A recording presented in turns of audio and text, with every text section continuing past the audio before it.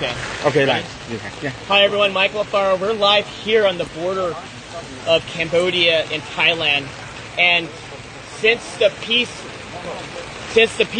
agreement was reached, the ceasefire, Thailand has continuing to insult President Trump by violating the peace agreement by putting up barbed wire fence and invading the peaceful people that live in this village.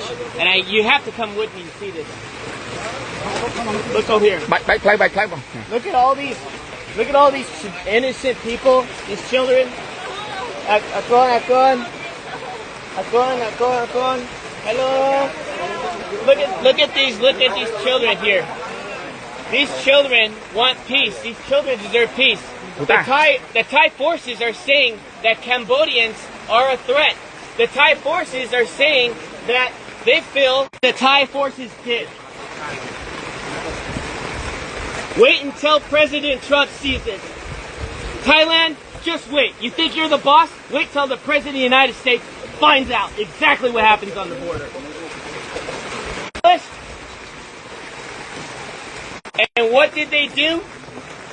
They came here to this village. They built this wall here, the barbed wire fence entire, with guns facing downrange at these young, poor people that are just living outside in the rubbles. Thousands of them have now been displaced. Their homes have been taken away. Their schools have been like this before. I was there when the Box withdrawal of Afghanistan, pulling the Americans out, when the fall of Kabul happened. I saw threats. What you see here in Cambodia is not a threat. You see love, you see compassion, you see people, you see a community, you see a country that chooses peace before war. And what Thailand is doing right now is not just a violation of the Paris Peace Accords, it's a violation of President Trump's call to ceasefire. Since President Trump called ceasefire, the day after, Thailand invites Cambodian soldiers to come meet them at the border to shake hands and take a picture of them. What does the Thai forces do? They went and they kidnapped 20 Cambodian soldiers. And still today, on day 17, they have yet to release the 18. They only released 2 because one of them was completely disabled and the other one is. They are being very, very silent.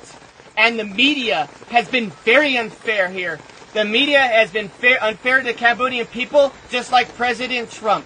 The media has lied about President Trump, and the media has lied about what's happening here on the border. So I want you to see for yourself. I want you to see right here. Do you think this barbed wire fence is safe for children at night to go play, to sleep, to go to school? Do you think it's safe for the children to be constantly worried that if artillery rounds have to drop on their heads? When that happened, when the war broke out, there was no soldiers here. Not one soldier, because there was no threat here. Just honest farmers, just trying to make a living. And now what happens? You get the Thai saying, oh, the Cambodians are bringing soldiers on the border. The Cambodians are causing a threat now because they want to protect their sovereignty. But you know what I think? I gotta say it as it is. It's a bunch of bullshit. And you know what? Thai forces needs to have some dignity. A home here costs $3,000. $3,000. The average home here in this province, in this village.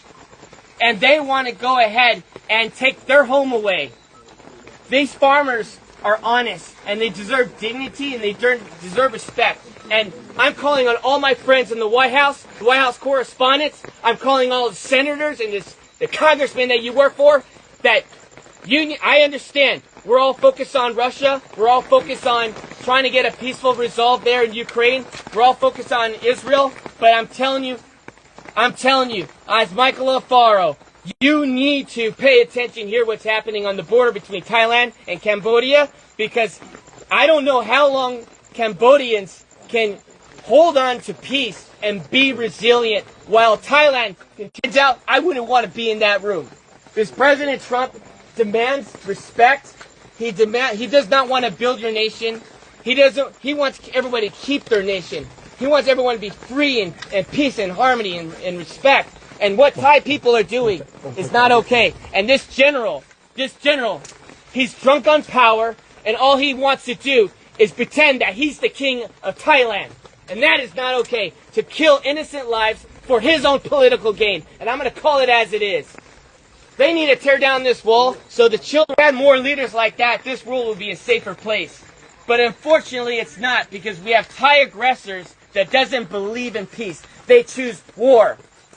And I'm here to tell all my friends that invest in Thailand, you need to knock it off no more. We need to call for a protest immediately. And we, as a U.S. body, needs to call for action. Thailand needs to be severely punished. I think the trade war should take a significant role as they continue to violate the Paris Peace Accords. They continue to violate President Trump's call to cease fire, and enough is enough. These children, hopefully, these children can find a way where they can sleep well tonight in this rain, where they can sleep well. Their homes are no longer homes. We have to do something. The world has to get serious, and the world has to stop being politically correct.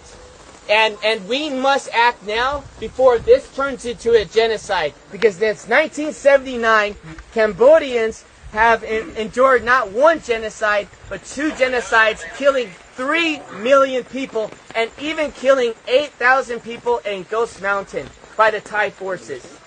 And so I'm asking all of you, friends, family, Facebook, share this message and let them know that Michael Alfaro is not okay with this, and I know all my friends are not okay with this. This is the most inhumane thing I've ever seen.